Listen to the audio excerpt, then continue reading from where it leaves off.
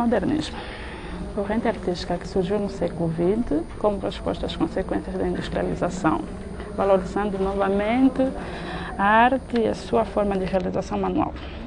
Encaixa-se nessa classificação a literatura, a arquitetura, design, pintura, a escultura e a música moderna.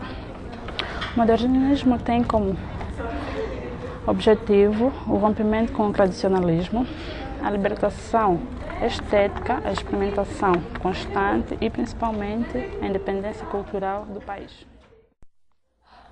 A Semana de Arte Moderna. Ela foi considerada o marco inicial do modernismo brasileiro e ela ocorreu entre 13 e 18 de fevereiro de 1922 no Teatro Municipal de São Paulo, com participações de artistas de São Paulo e do Rio de Janeiro. O evento contou com a apresentação de conferências, leitura de poemas, dança e música. Pode-se destacar a presença das pintoras Tarsila do Amaral e Anita Mafaldi e dos escritores Mário de Andrade, Oswaldo de Andrade e Menotti Delpidia. Liderou um movimento que contou com a participação de dezenas de intelectuais e artistas, como Manuel Bandeira de Cavalcante, Graça Aranha, Guilherme de Almeida, entre muitos outros. O objetivo dessa semana era criticar os modelos parnasianistas e sair dos padrões europeus. Eles queriam valorizar o nacional. Isso foi apresentado no quadro Antropofagia e entre muitas outras obras. Essa semana, na verdade, foi uma verdadeira confusão. Poesias eram recitadas nas escadas, o apresentador apareceu de bermuda e foi muito polêmica essa semana. Os jornais estavam abrindo as colunas para qualquer um que quisesse criticar esse movimento, que na verdade foi inspirado pelas vanguardas europeias, como o dadaísmo, o futurismo, o expressionismo e o surrealismo.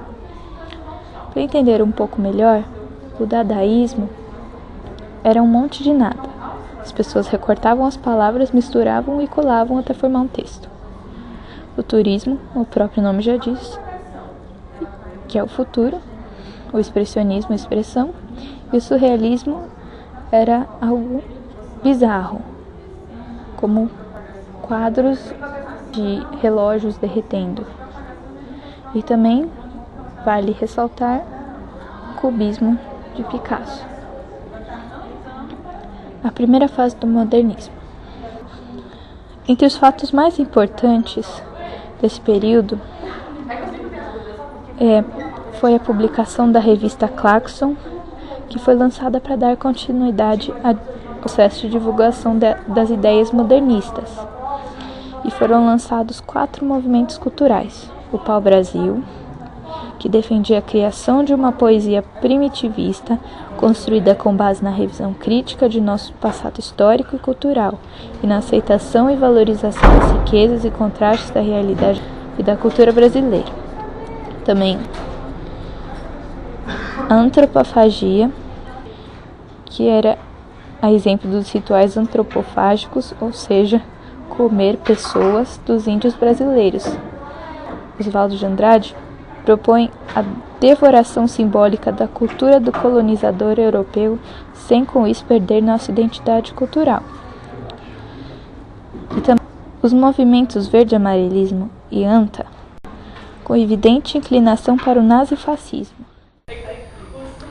Recebendo como herança todas as conquistas da geração de 1922, a segunda fase do modernismo brasileiro se estende de 1930 a 1945, período extremamente rico tanto em termos de produção poética como de prosa. Reflete um conturbado momento histórico. No plano internacional, vive-se a depressão econômica, o avanço do nazifascismo e a Segunda Guerra Mundial. No plano interno, Getúlio Vargas ascende ao poder e se consolida como ditador no Estado Novo. Assim, a par das pesquisas estéticas, o universo temático se amplia, incorporando preocupações relativas ao destino dos homens e ao estar no mundo. Em 1945, ano do fim da guerra, das explosões atômicas, da criação da ONU e no plano nacional, da derrubada de Getúlio Vargas, abre-se um novo período na história literária do Brasil. Diante desses Acontecimentos. Carlos Drummond de Andrade publica, em 1945, um poema intitulado Nosso Tempo, que revela o estado de ânimo da parcela mais consciente da sociedade. Este é o tempo de partida, tempo de homens partidos, em vão percorremos volumes, viajamos e nos colorimos. A hora pressentida esmigalha se impõe na rua, os homens pedem carne, fogo, sapatos, as leis não bastam, os lírios não nascem da lei, meu nome é tumulto e escreve-se na pedra.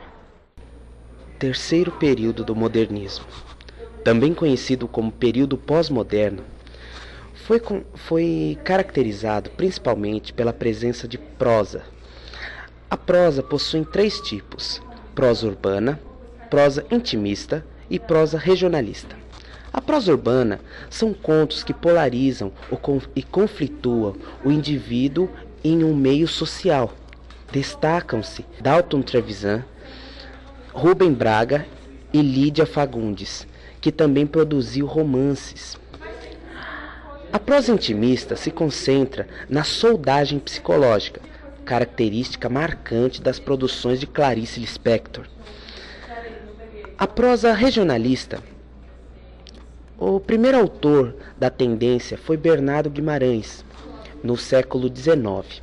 A prosa regionalista recebeu inovações linguísticas e temáticas vindas de Guimarães Rosa, que publicou seu primeiro livro, Sagarana, recebendo vários prêmios.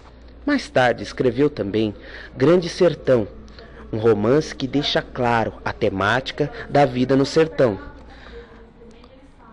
O concretismo foi o mais importante na questão de vanguardas, depois da Semana 22. A característica do concretismo consiste num antagonismo total em relação a recursos poéticos tradicionais, e ainda questionado o próprio conceito de poesia. O concretismo rompeu com qualquer tipo de discurso tradicional. Em relação ao verso, os concretistas desintegraram-no totalmente. A unidade do poema deixou de ser o verso e passou a ser a palavra manifestada em três dimensões simultaneamente, que são a verbal, aspecto sintático e semântico, oral, aspecto sonoro e visual, aspecto gráfico. A palavra libertou-se da distribuição linear da linguagem verbal e aproximou-se do imediatismo da comunicação visual. O espaço do papel passou a integrar o significado do poema.